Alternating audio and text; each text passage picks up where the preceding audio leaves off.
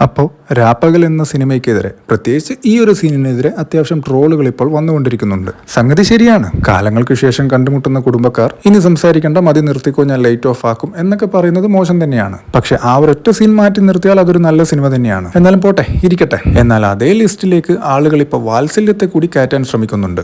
ഇത് ഒരു ഒഴുക്ക് സംഭവിക്കുമ്പോൾ എന്തെടുത്ത് അതിലേക്ക് ഇട്ടാലും അതിന്റെ കൂടെ ഒഴുകിപ്പോയിക്കോളും എന്ന് വിചാരിക്കുന്ന ചില ആളുകളുടെ പരിപാടിയാണ്. അപ്പൊ നമ്മൾ മനസ്സിലാക്കേണ്ടത്, ഒരു വീട്ടിലെ മുതിർന്ന കുട്ടിയുടെ ചെറിയ പ്രായത്തിൽ തന്നെ, അല്ലെങ്കിൽ അവൻ ടീനേജ് ഇയേഴ്സിൽ ഇരിക്കുമ്പോൾ അച്ഛൻ മരണപ്പെടുകയും അതിനുശേഷം തന്റെ അമ്മയും സഹോദരങ്ങളും അടങ്ങുന്ന കുടുംബത്തിന്റെ മുഴുവൻ ഭാരവും ഒറ്റയ്ക്ക് ഏറ്റെടുത്ത് അവരെ സംരക്ഷിച്ച് അവർക്ക് തിന്നാനും ഉടുക്കാനും ഉള്ളതൊക്കെ കൊണ്ടു കൊടുത്ത് സ്വന്തം ജീവിതം നോക്കാൻ മറന്നുപോയ, സ്വന്തം ഭാര്യയ്ക്കും മക്കൾക്കും വേണ്ടി എന്തെങ്കിലും കരുതി വെക്കാൻ മറന്നുപോയ ഒരുപാട് പേരുണ്ട് നമ്മുടെ നാട്ടിൽ. അങ്ങനെയുള്ള ഒരാളുടെ കഥ പറഞ്ഞ സിനിമയായിരുന്നു വാത്സല്യം. സോ അതിനെ ട്രോളാൻ നിങ്ങളായിട്ടില്ല.